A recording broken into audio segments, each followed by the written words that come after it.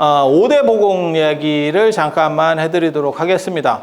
5대 보공 뭐 이렇게 해서 남쪽에 통도사, 북쪽에 오대산 정멸 보공, 그리고 그 중간에 어떻게 보면 정암사, 정선의 정암사, 사자산 법풍사, 영월의 법풍사, 그리고 설악산의 봉정암 이렇게 있는데 참고로 말씀드리면 조선 중기 이후까지도 보궁이라고 하는 거는 두 군데밖에 없었습니다. 그게 남북 보궁이라고 하는 거고요. 한 군데는 통도사, 그리고 한 군데는 오대산 중대입니다.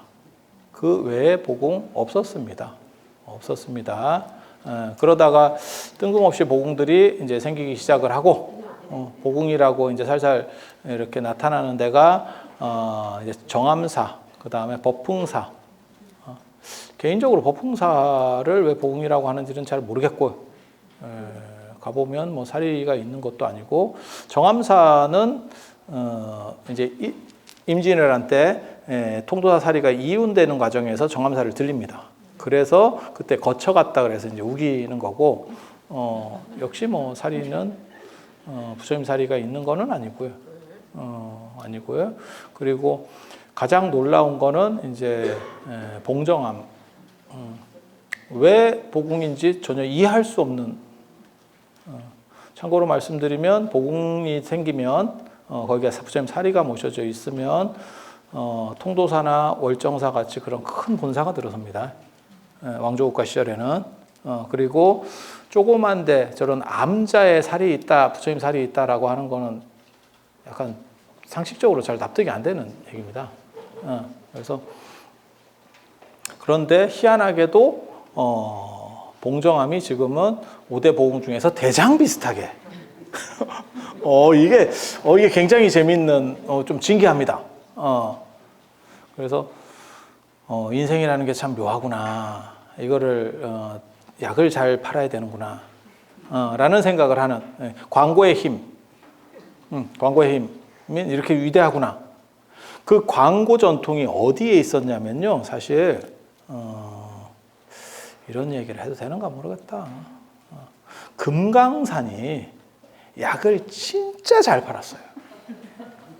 사람들이 금강산이 굉장히 오래된 뭐 대단한 이런 줄 아는데, 실제로 금강산의 불교를 이렇게 꽂은 분은 진표율사고, 통일신라 하대 때 진표율사고, 그리고 금강산을 지금같이 여러분이 아는 것처럼 이렇게 널리 알려지는 거는 원간섭기 초기입니다. 그러니까 그렇게 오래된 게 아닙니다. 1200년대에 시작된다라고 보시면 돼요.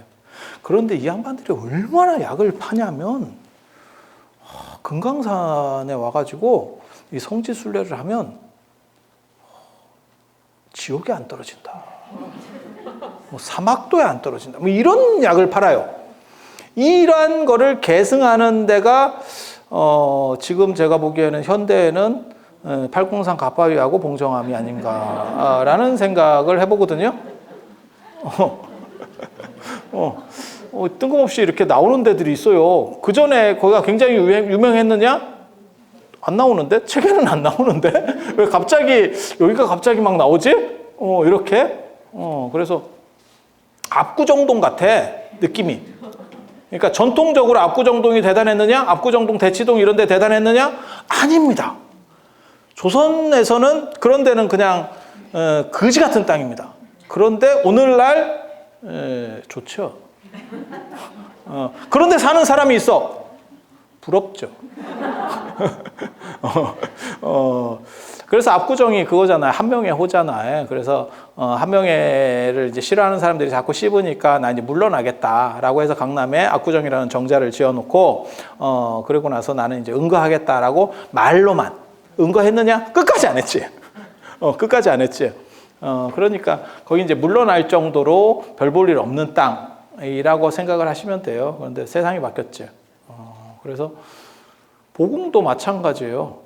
왜 그렇게 되는지는 잘 모르겠는데, 아무튼 그 금강산이 약을 더럽게 팔더라. 약을 너무 팔더라. 그 근거도 없는데 어떻게 이렇게 약을 파냐? 그게 문헌에 있어. 최해라고 하는 사람이 쓴 글에 보면 그런 게 나옵니다. 우리 어렸을 때만 해도 그런 얘기 잘 못 들었는데 왜 저런 얘기가 막 엄청나게 나오지? 그게 어디 나오냐면 동국여지승남하고 신증 동국여지승남에 보면 그런 얘기가 나옵니다. 그래서 금강산이 생각보다 오래 만들어지지 않았구나, 오래된 데가 아니구나라는 걸 사실은 알 수 있어요. 그래서 제가 금강산 갖고도 논문을 여러 번 썼어요. 참 놀랍지? 왜? 가보지도 않았는데. 가보지도 않았는데 논문을 써. 그러면 잘못된 거 아니냐? 그러면 왕건 갖고 논문 쓰려면 왕건 만나봐야 되냐? 아니 이성계로 논문 쓰면 이성계 맞나? 그럼 한번 갔다 올까? 다 마찬가지예요. 세상이 그런 거예요. 어차피 문헌 자료 가지고 그 문헌을 분석하는 거니까.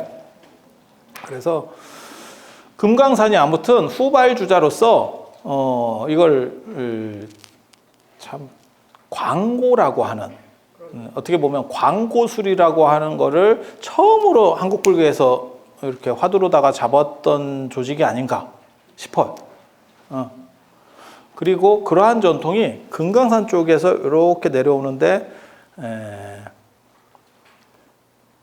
지금은 봉정암이 그걸 많이 하는데 사실은 오대산도 옛날에 했었어요.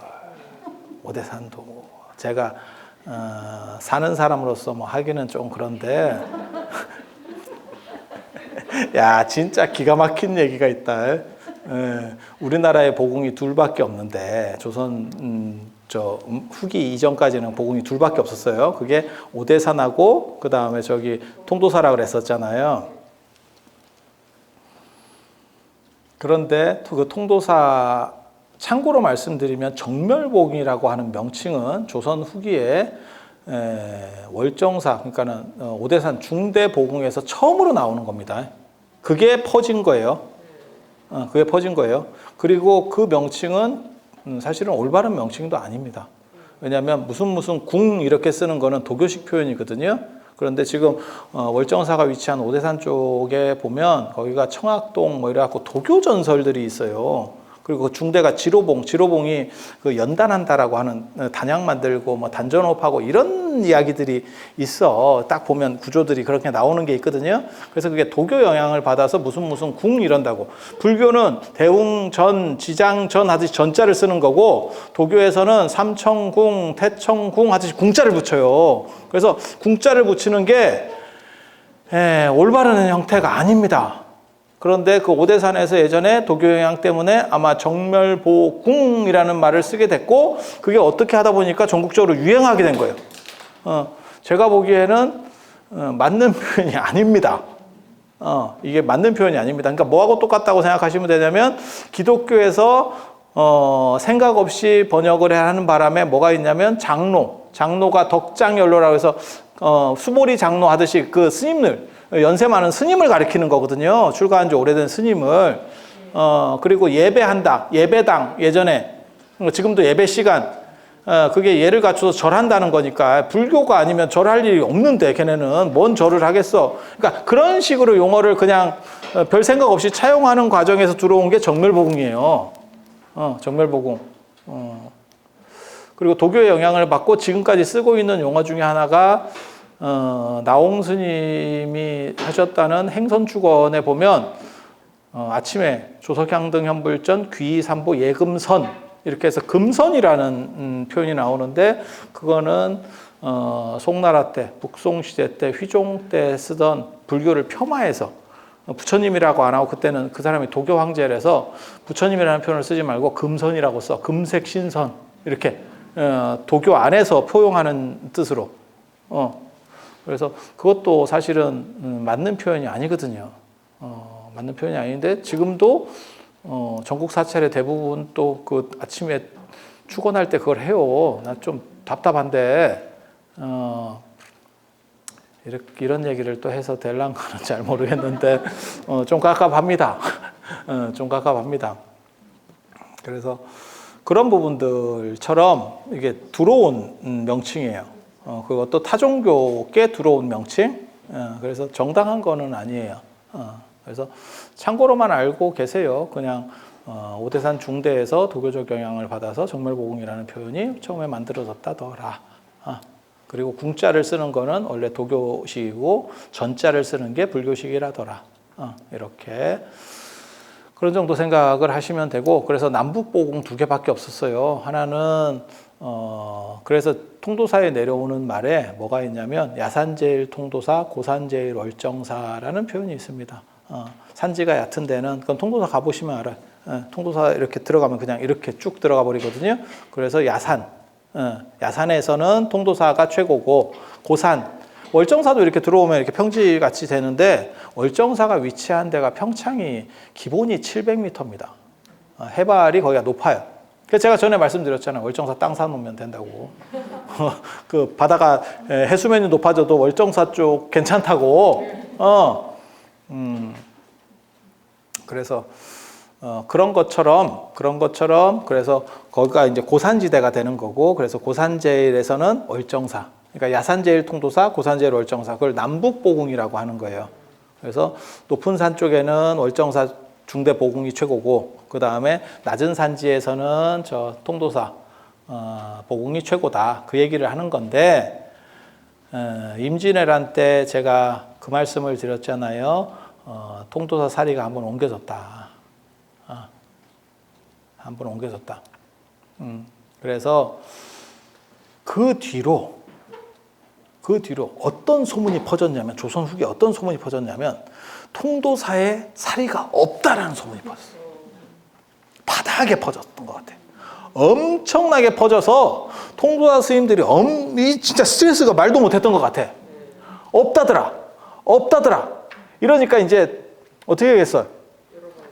이게 열잔이 겁나. 열잔이 겁나고, 안 열잔이 없는 게 되고, 뭐 그렇게 되는 거예요. 이게 지금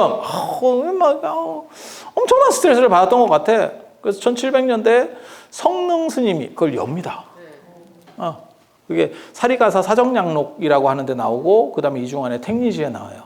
근데 그거를 열었더니 이 두개골사리가 나옵니다. 두개골사리가 나옵니다.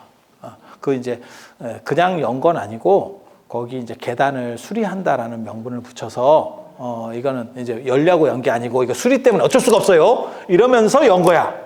그리고 그 사리가 나오면서 상황이 반전했느냐? 지금 같으면 한 방에 반전했겠지. 예전에 근데 혹시 그 타블로 사건 아세요? 타블로 학력 위조 사건? 학력 위조도 아니야. 그런데 끝까지 학력 위조라고 그래가지고 걔가 어떻게 보면 방송에 살아줬어. 타블로에게 진신을 요구합니다. 그래서 타진요, 뭐 이렇게 걔가 뭐 미국에서 학교를 나왔고 뭐 이렇게 했는데 아닌 것 같다라고 계속 사람들이 얘기해가지고, 그 안티 팬들이 계속 얘기해가지고 그걸 다 증명을 해도 안 받아들여줘. 그래서 결국은 이게 굉장히 재밌는 사건이에요. 근데 그게 또 운인가 싶기도 하고, 김영욱 선생님도 사실은 그 논점이 한 번 있었어요. 근데 그 양반은 그걸 가지고 자기 졸업증명서를 가지고 와서 한 방에 끝내버렸거든? 그리고 신정한 사건이 또 있었잖아. 신정한 사건은 그건 진짜 허위였었고, 타블로는 진짜였는데도 아무도 안 믿어줘.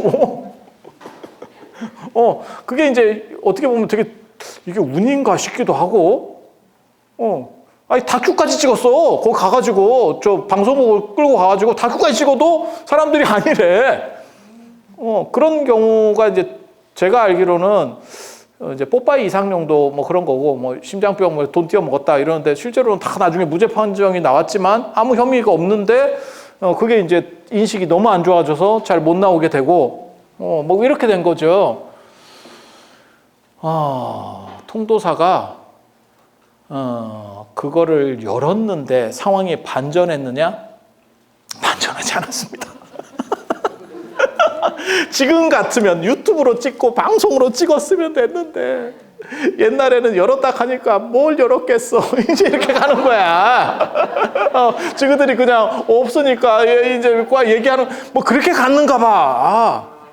그래서 일제강점기까지도 우리나라 최고 보궁이 어디냐면 오대산 중대보궁이었었어요.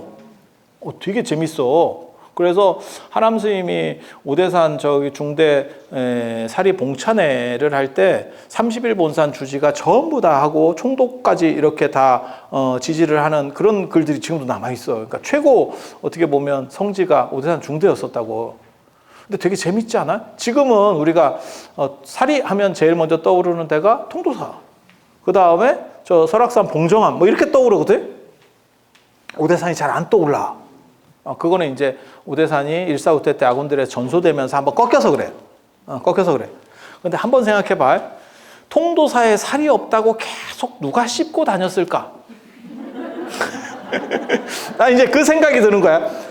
우리가 이제 누군지는 모르겠는데, 누군지는 몰라. 그냥 혐의만 있지. 근데 우리가 수사할 때 그런 거 하잖아요. 어떤 사건이 벌어졌을 때 누가 제일 이익을 보느냐. 누가 제일 이익을, 아니 그 생각을 하잖아. 근데 보궁이 2개밖에 없다 하는데 한 군데가 날아가면 누가 이익을 볼까? 이 생각이 이렇게 약간 이렇게 불손하지. 이게 불손해서 그런 거예요. 불손해서. 그래서 야, 금강산의 이 약의 전통이 오대산으로 감염이 한번 됐구나. 감염이 됐구나. 그리고 그게 설악산으로 가네. 그 계보가 이렇게 내려가네. 이게 굉장히 재밌는데? 이런 생각이 있어. 그리고 설악산 봉정암에 뇌살이 있다 이런 얘기 있죠. 그거 오대산 중대에 뇌살이 있다가 따한 거예요. 그거 다 짭입니다. 다 짭입니다. 그래서 봉정암에 뭐 가시는 분들이 참 많이 계신데 전통적인 건 아니다더라. 뭐 그 정도까지만 얘기할 수 있어요. 그리고 통도사에 가시면 사리를 보시고 싶으신 분들이 계시겠지만 사리를 뭐 거기 뭐 사리를 보여주지는 않잖아요. 그런데 그 맞은편 탑전이 있어. 통도사 그 계곡 건너에 큰 탑을 최근에 모신 원래 탑이 있었는데 그걸 복구했거든요. 거기에 부처님 사리가 들어 있습니다. 세관가 들었을 거예요. 제가 알기로는 그건 어디냐면 황룡사에서 나온 사리를 그쪽에 좀 모셨어요. 황룡사에서 나온 사리를. 그리고 법주사에도 통도사 사리가 일부 있습니다. 그래서 법주사 뒤쪽에 그쪽에 가시면 거기 뭐 복음같이 만들어놨는데 그것도 통도사 사리에서 분사한 거예요.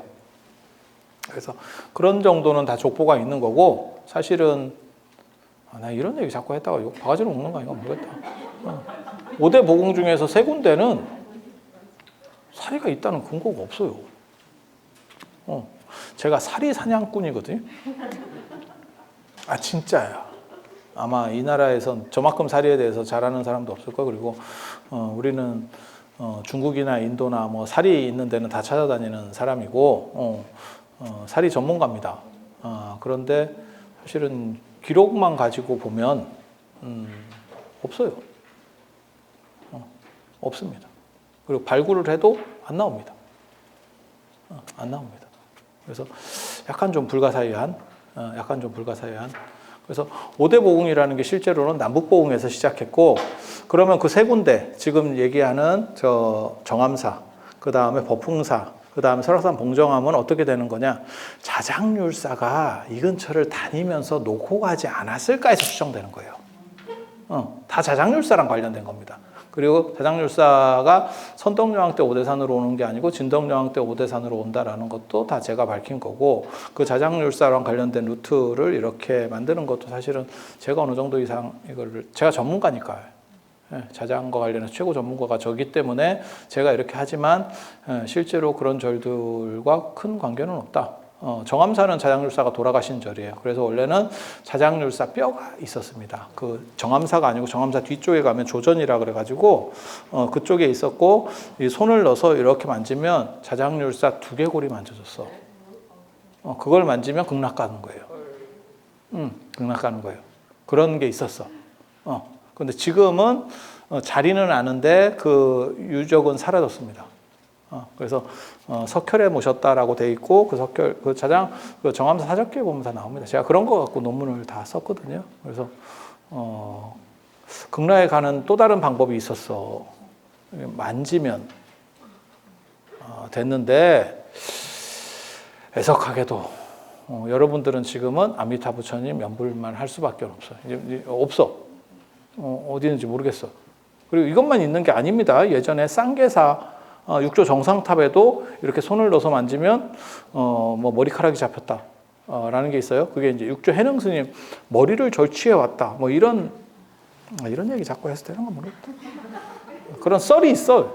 그래서 제가 광동성 조계산 남아선사에 가가지고 육조 해능 스님 진신을 볼 때 육조 해능 스님은 등신불 같이 이렇게 진짜 몸이 있거든요. 그래서 옆에 목에 그 진짜 배 가려고 한 흉터가 있나를 계속 내가 진짜 뚫어지게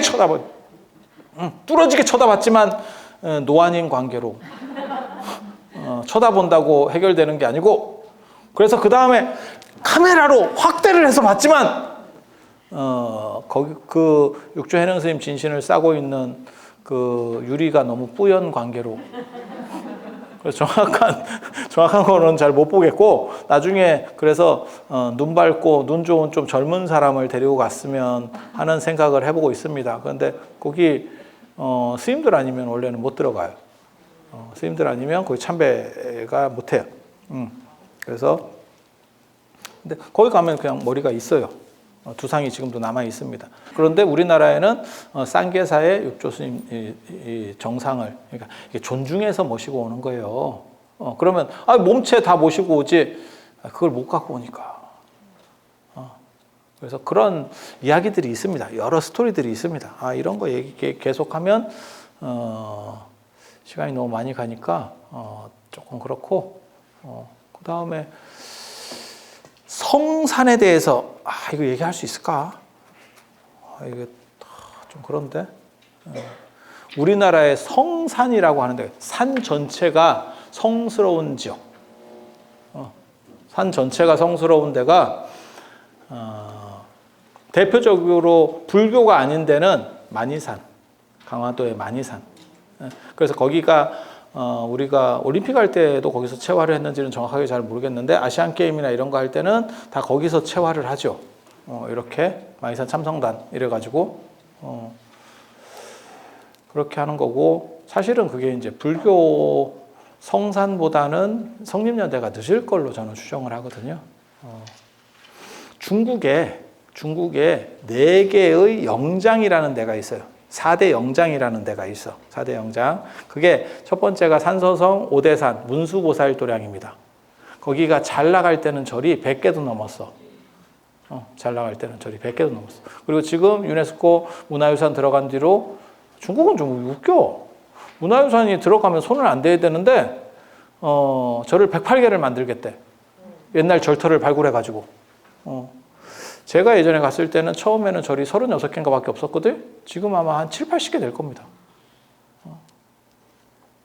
중국은 굉장히 창의적이거든요. 저렇게 문화재를 저렇게 할 수 있나 싶은 아이디어가 아주 좋죠. 저렇게 도 되는구나.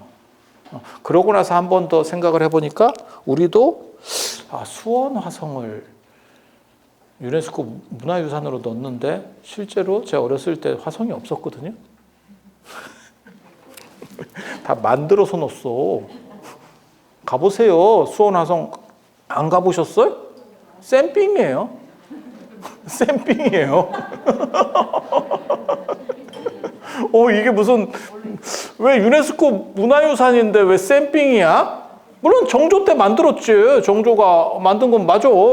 하지만 그 뒤로 다 없어졌잖아. 그래서 지금은 이제 돌아가셨지만 박원순 시장님이 그 공약 중에 하나가 뭐였냐면 서울성, 서울에도 성이 있습니다. 사대문이 있으니까 성이 있어요. 그게 이제 일제강점기 때 그런 문들이 있으면 도시가 이렇게 발전하기가 어려우니까 다 문만 남기고 싹 날린 거예요. 맞잖아요. 서대문도 날렸잖아. 서대문 없죠? 날렸잖아. 그렇게 해서 다 날리고 그 동대문이나 남대문 보면 약간만 남았잖아요. 성 옆에 없잖아요. 그런 걸 뭘 좀 이렇게 연결시켜가지고 유네스코 문화유산을 둔다라고 하는 게 공약에 있었습니다. 서울성 복원.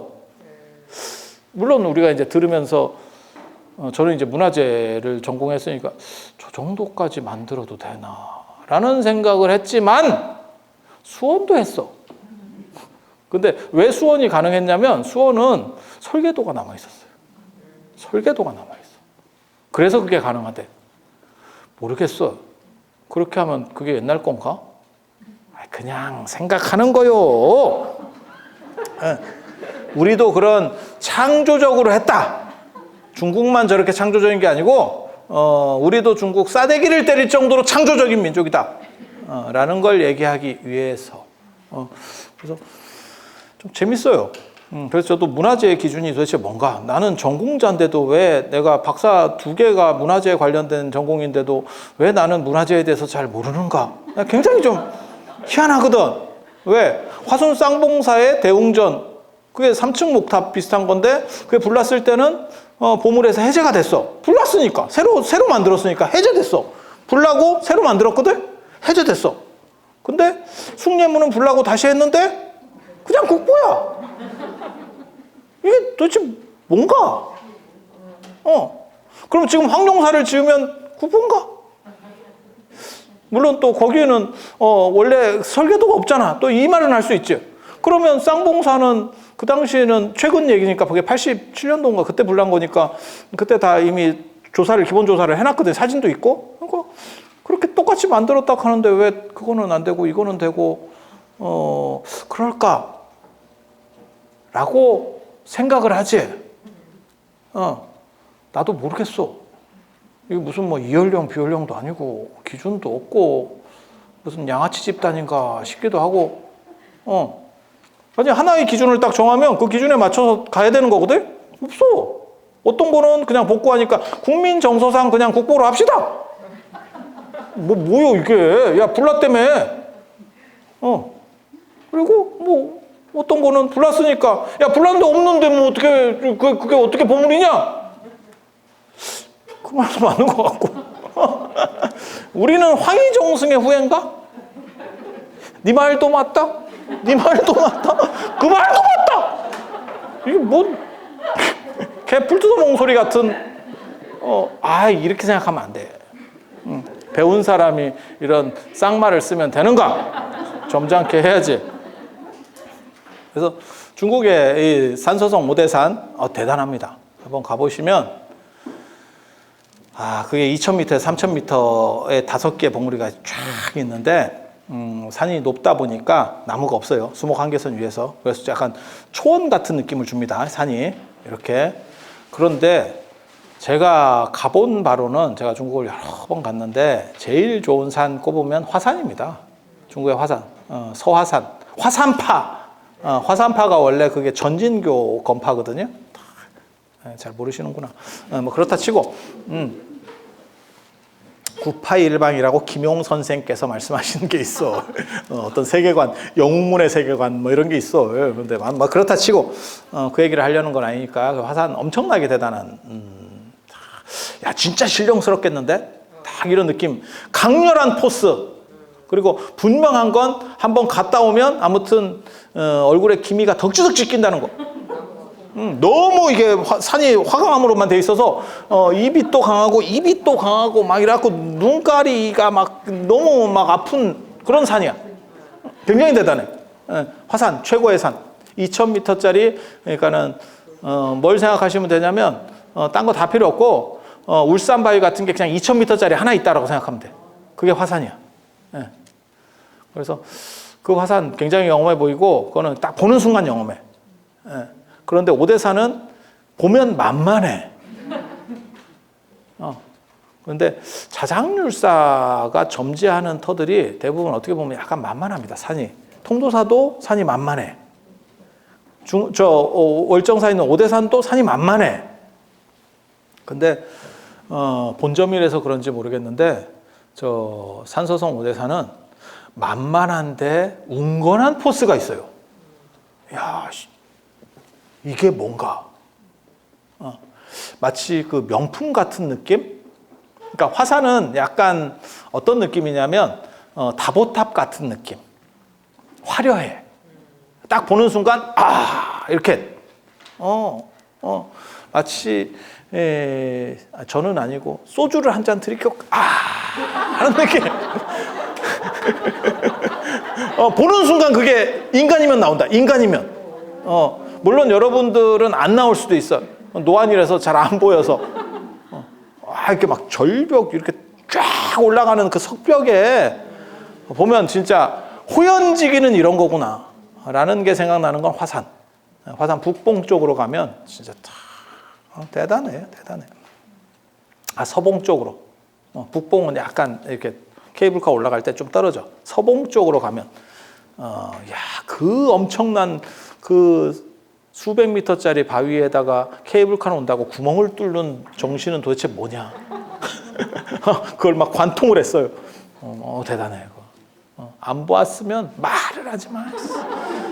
진짜. 그런데 오대산은 중국 산서성 오대산 같은 경우는 있잖아요.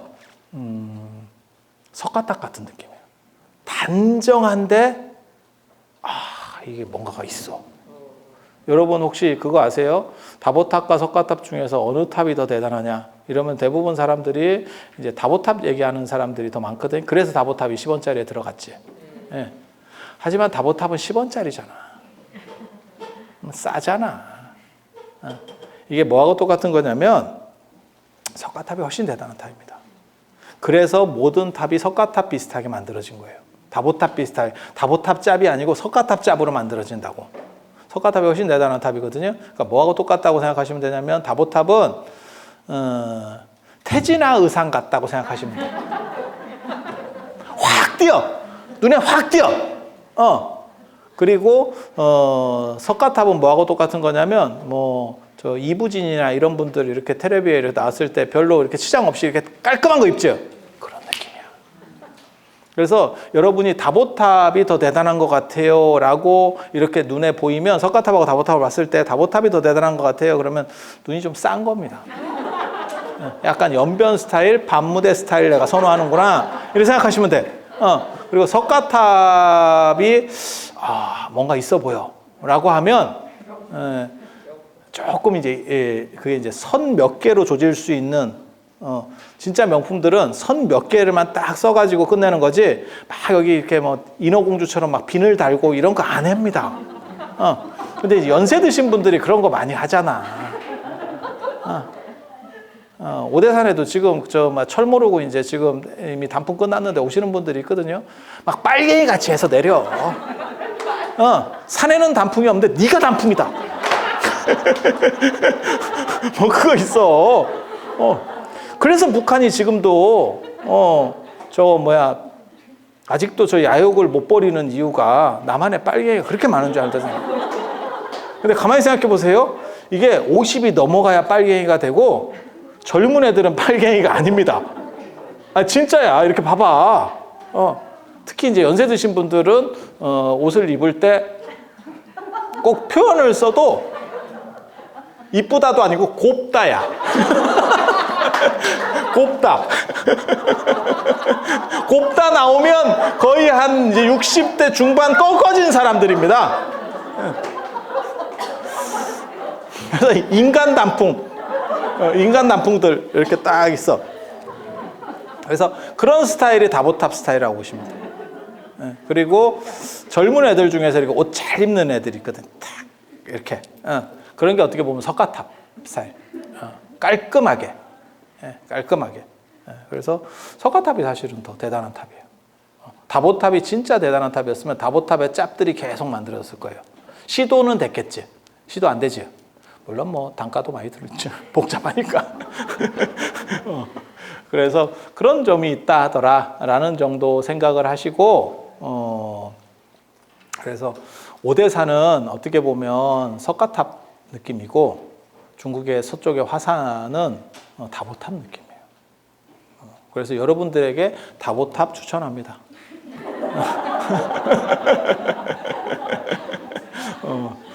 그래서 그런 정도 생각을 하시면 되고 그래서 그 오대산 문수보살 도량이 어떻게 보면 부귀 시대부터 그 다음에 당나라 초기에 거기 뭐 엄청납니다. 거기 문수보살이 자꾸 나와가지고 당나라 황제들이 막 난리가 나요. 그래서 막 자꾸 나온대. 그래서 조사단을 파견해요. 그게 장안까지 하도 얘기가 나와서. 그래서 조사단을 파견하랬더니 그 칙사가 가서 조사를 딱 하고 있는데 그 칙사가 문수보살을 이적을 경험합니다. 그래서 그걸 보고해가지고 중국 당나라 전국의 문수전이 만들어지고 전국 사찰의 문수전이 다 들어서고 그런 기록이 다 있습니다. 그리고 그런 조사단이 2번이나 파견이 돼요. 그래서 문수보살. 그래서 저도 문수보살 만나러 자장률사가 만났고 그 다음에 나중에 도의스님 가지산문 조계종에 어떻게 보면 지금 시조라고 현재 대한불교 조계종에서 말하는 그 도의스님도 문수보살 친견하러 갔다가 문수보살까지는 못 만나고 이적을 경험했고 뭐 이런 내용들이 있습니다. 그래서 무학대사도 문수보살 만나러 갔는데 벤치 맞은 것 같더라고요. 네가 어떻게 아느냐?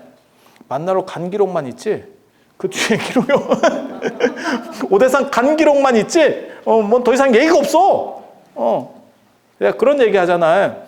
해초에 왕옥천 출국전 보면 나란다 대학 옆을 지나가는데 나란다 대학 얘기가 없어. 벤치 맞았어. 그러면 안 적어. 에이 이러면서.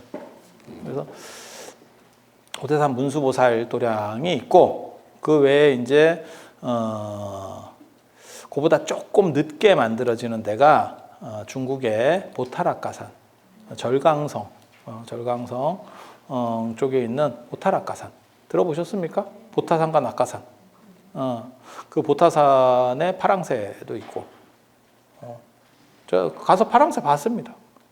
자주색 대나무도 있고 거기 자중림이라 그래서 보타락가산 예전에 한번 갔을 때 파랑새 봤어요. 뜻하지 않게 파랑새인지도 잘 몰랐고 눈이 안 보여서. 근데 저는 노안이기 전에 눈이 안 보여요 원래. 제가 눈이 굉장히 안 좋아서 눈이 안 보여요. 그래서 가까이 좀 왔으면 좋겠더만. 낙산사 홍련암하고 거의 비슷합니다. 구조가 거의 비슷합니다.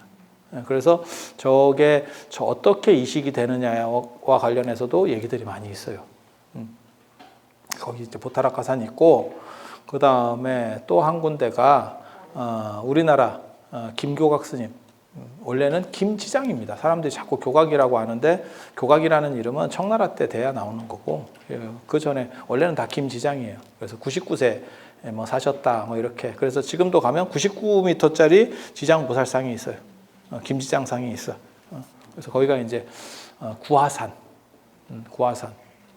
있고 그 다음에 이런 데는 다 절들이 엄청 많습니다. 산 전체가 다 절이에요. 엄청 많습니다. 다 수십 개씩 이상 절들이 있어요.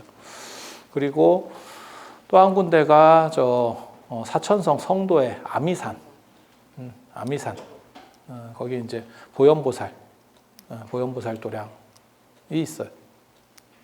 그런 걸 보고 4대 영장이라 그러고 그 외에 요즘 이제 중국에서도 계속 나 좀 넣어줘라고 하는 데가 있어. 그 설두산도 있고 그 다음에 저쪽 개족산도 있는데 다 미륵보살 도량. 그래서 5대 하면 안 되겠니? 4대 하지 말고 5대 하면 안 되겠니? 이렇게 자꾸 밀고 들어와. 참고로 말씀드리면 남북보공이 있었다가 4대 보공이 있다가 최근에 5대 보공으로 되는 거예요. 밀고 들어와서 맨 마지막에 밀고 들어온 데가 어디일까요? 봉정암입니다. 봉정암입니다. 그래서 지금 이제 중국에는 그렇게 그게 이제 4대 영장이라고 부릅니다. 4대 영장. 그런데 우리나라에는 성산이 있어요. 산 전체가 특구로 묶여 있는 성지. 제일 먼저 만들어지는 거는 자장률사에 의해서 만들어지는 평창 오대산. 중국 오대산의 분점입니다. 문수보살이 자장률사를 중국 오대산에서 만났을 때 너네 쪽에 분점 내고 싶다라는 의견을 피력하십니다. 진짜라니까. 동북 쪽에 가면 너네 나라 동북 주방에 가면 여기 오대산하고 형태가 비슷하게 기운이 통하는 데가 있어. 거기에 지점을 내야겠어. 이렇게 말씀을 하셔. 그래서 자장률사가 그 지점을 딱. 그래서 우리나라에서 첫 1호 지점이 있고 2호 지점은 일본에 냈고 그다음에 3호 지점이 저 서하라고 지금은 중국 영토에 있는 중국의 서북쪽 그때 송나라 때 있었습니다. 서하라는 나라가 있습니다. 그래서 그렇게 된다라고 보시면 되고, 그리고 이제 두 번째로 개창되는 게 이게 어떻게 보면 한반도 중간쯤에 있거든요. 중간쯤에 두 번째로 개창되는 데가 연천의 보계산, 경기도 연천의 보계산 원심원사입니다. 원심원사. 거기는 지장보살도량입니다. 지장보살도량. 그래서 지장보살이 현신에서 나타났죠. 우리나라 지장보살도량 두 군데 생각할 수 있습니다. 한 군데가 이 원심원사, 여기가 원래 알아주는 데요. 연천의 보계산. 그래서 여러분들이 기회 되시면 꼭 한번 가세요. 그러니까 심원사는 아는데 원심원사 잘 모릅니다. 그런데 원심원사의 그 지장보살상, 멧돼지인지 김순석이라고 하는 사람이 멧돼지 사냥을 이렇게 사냥을 나갔다가 멧돼지인 줄 알고 활을 땡겨 쐈어. 그랬더니 없었어. 나중에 가보니까 지장보살 석상에 화살이 박혀 있더래. 돌에. 그래서 지장보살이 나타나서 나를 감화시키려고 이렇게 멧돼지로 변신을 했는갑다. 이렇게 해서 거기가 지장보살 성상이 됐어요. 그런데 아이러니하게도 거기도 이제 나중에 38선으로 다 갈리는 와중에 사라지게 됐고, 그 불상이 지금 심원사로 가 있습니다. 그래서 그 불상을 뵈려면 심원사로 가야 되고, 그 자리를 보려면 원심원사로 가야 돼. 지금은 원심원사도 이제 정부에서 열어줘서 예전같이 이렇게 막 우리가 남북 대시상강이 극단적이지 않잖아요. 여러분 어렸을 때 그 기억나십니까? 우리 어렸을 때 진짜 유행어 중에 하나가 나는 공산당이 싫어도 있었지만 지금 생각하면 너무 잔인한 게 있었어요. 도끼로 이마까, 도끼로 이마까, 깐데 똑까, 안 깐데 골라서까. 그게 유행어였어. 뭔 이런 거지 같은 유행어를 애들한테, 이게 말이 되나? 교육 차원에서도 그런 거는 사실은 굉장히 안 좋은데, 얼마가 사실인지는 정확하게 잘 모르겠는데, 북한군이 내려와서 아군을 도끼로다가 이마를 쳐서 어떻게 죽였다, 이런 뉴스였었어요. 기억나십니까? 도끼로. 그래서 그때 도끼로 이마까라는 게 어떻게 보면 전 국민이 하던 유행어 비슷한, 너무 잔인하죠. 야, 그게 어떻게 유행어가 되는? 그 당시에는 못 느꼈어. 그게 그냥 재미삼아 했어. 그래서 도끼로 이마까 다음에 나온 게 깐데 똑까. 그리고 안 깐데 골라서 까. 이렇게. 아니, 다 들어봤잖아. 다 들어봤잖아. 지금 생각해보면 너무 잔인한 이야기거든요. 그때는 그게 그렇게 잔인하다는 생각도 안 했어요. 그게 어떻게 보면 시대적 비극인 거거든요. 그 비극의 산물이 접니다. 참, 너무 슬프지. 그래서 우리가 이런 트라우마를 갖고 있잖아, 아직도. 정부에서 배상해야 돼, 이거. 내가 소송 안 걸어주는 거야, 착해서. 그래서 그런 사건들이 있었잖아요. 그래서 그때에 비하면 지금 많이 풀어줬잖아요. 그래서 지금 연천 보계산의 원심원사, 그 보계산 자체가 지장성산이에요. 그래서 거기 가면 이렇게 감로의 이적이 있고 어쩌고저쩌고 그런 기록들이 나옵니다.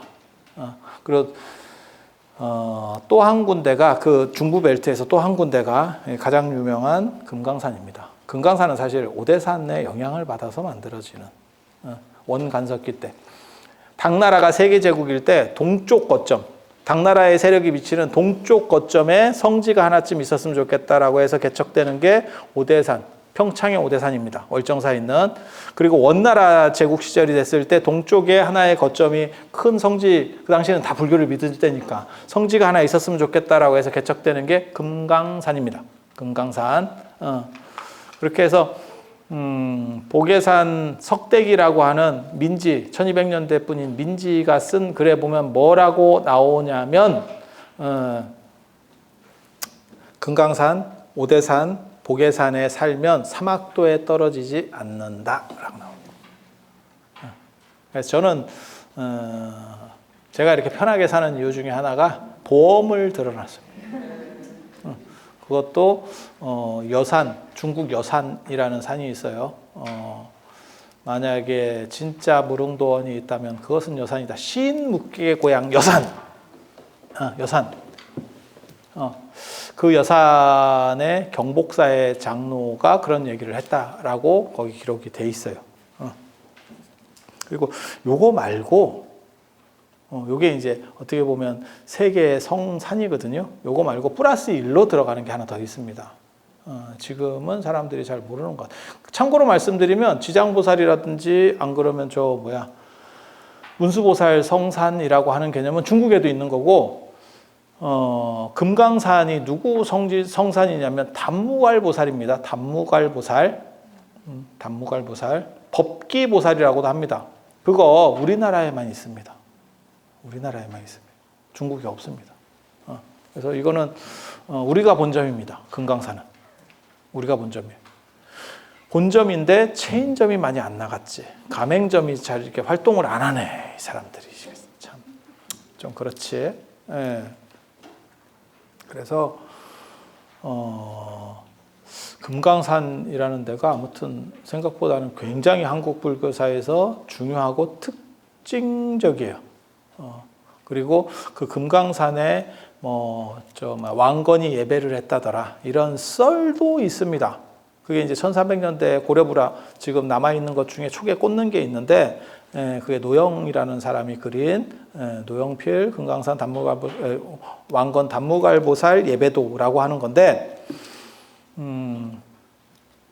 거짓말입니다. 왕건이 예배했다라고 하는 건 거짓말이고요. 왜냐하면 금강산이 제대로 개착되는 게 원간석기이기 때문에 왕건은 그거보다 앞이잖아, 시대적으로. 그러니까 왕건이 거기서 담무갈보살 칭견했다라고 하는 거는 구라고, 그런 구라를 이렇게 한 거는 금강산 쪽에서 했겠죠. 그냥 생각을 해보면 금강산은 저한테 특별히 항의를 안 할 것 같으니까 그냥 세게 해도 됩니다. 다른 데는 좀 그런데 금강산 괜찮아. 그래서 그런 정도 생각을 해볼 수 있고, 그런데 그런 얘기가 나오는 이유가 금강산에 나 거기 한번 진짜 가보고 싶어. 배제라고 하는 이 고개가 있어. 고개가 있어. 그 기록에 보면 뭐라고 나오냐면, 거기에 딱 오르면 자기도 모르게 무릎을 꿇고 절을 한대. 경치가 너무너무 이렇게 딱 환상적이고, 그 다음에 거기에 서 있는 석벽들이 다 부처님 같은 이런 불보살 같은 느낌이 들어가지고 자기도 모르게 무릎을 꿇는다. 그래서 배제예요. 제라고 하는 거는 고개라는 뜻이고, 절하는 고개. 쓰면 스스로 무릎이 풀려요. 거기랑 관련돼서 이런 설화들이 만들어지는 거예요. 그래서 왕건까지도 넘어간다더라. 왕건 시대까지도 소급해서 올라간다더라. 이런 정도 생각을 하시면 되고, 요 말고 요 세 개의 성산, 중부벨트, 한반도 중부벨트에 있는 오대산, 그 다음에 연천의 보계산, 그 다음에 보계산 지장보살, 오대산 문수보살, 그리고 금강산 법기보살, 담무갈보살, 법기보살, 이렇게 셋 말고 플러스 완으로 들어가는 게 전라도 장흥에 있습니다. 장흥에 천관사라는 절이 있어요. 천관사. 거기 천관산인데 그 뒤에가 천관산인데 원래는 지제산이에요. 지제산. 천관사라고 하는 데가 있습니다. 거기가 원래는 저 절강성 쪽에, 중국 절강성 쪽에 거기 지제산이라는 데가 있어요. 그 청관보살 신앙이 거기서 시작돼서 이쪽으로 넘어오는 거거든요.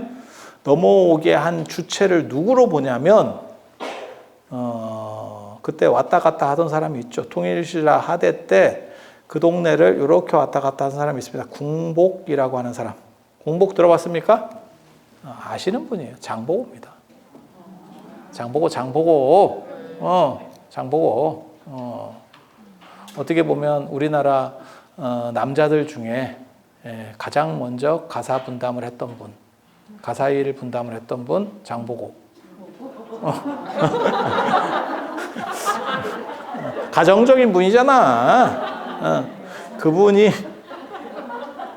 이런 개그를 했을 때 젊은 사람들 같으면 야유가 나옵니다. 웃어주셔서 감사합니다. 한국 가사분담의 시조, 남녀평등의 시조 장보고 선생께서 그때 이제 세력을 한참 떨칠 때 나중에 경주의 왕도 바꾸거든요.